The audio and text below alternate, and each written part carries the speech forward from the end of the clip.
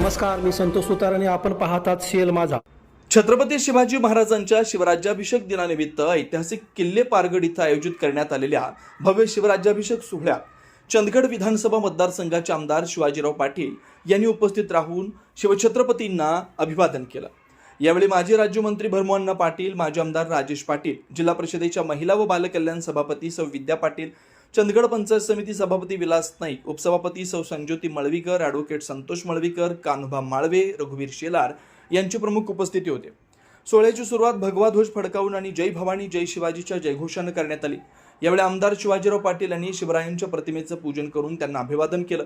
शिवरायांचा शौर्य, पराक्रम, लोककल्याणकारी शासन व्यवस्था आणि स्वराज्याच्या विचारांचा वारसा जपण्याची शपथ यावेळी उपस्थित शिवप्रेमींनी घेतली. ढोलताशांच्या दणदणाटात आणि शिवगर्जनांच्या वातावरणात गड प्रदक्षिणा काढण्यात आली. यावेळी संपूर्ण पारगड परिसर शिवमय झाला होता.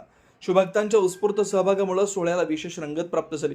कार्यक्रमादरम्यान शिवकालीन युद्ध कौशल्यांचं आकर्षक सादरीकरण करण्यात आलं. तलवारबाजी, दांडपट्टा, भाला आणि इतर पारंपरिक युद्धकलेचे प्रात्यक्षिक पाहून उपस्थितांनी कौतुकाची दाद दिली. या सादरीकरणातून शिवकालीन शौर्य आणि पराक्रमाचा इतिहास जिवंत करण्यात आला. यावेळी आमदार शिवाजीराव पाटील यांनी पारगड किल्ल्याला राज्य संरक्षित स्मारकाचा दर्जा मिळाल्याबद्दल महाराष्ट्र राज्याचे मुख्यमंत्री नामदार देवेंद्रजी फडणवीस तसेच महाराष्ट्र शासनाचे आभार मानलेत. पारगड हा स्वराज्याच्या इतिहासातील महत्त्वाचा वारसा असून त्याचं जतन व संवर्धन होणं ही संपूर्ण परिसरासाठी अभिमानाची बाब असल्याचं त्यांनी सांगितलं.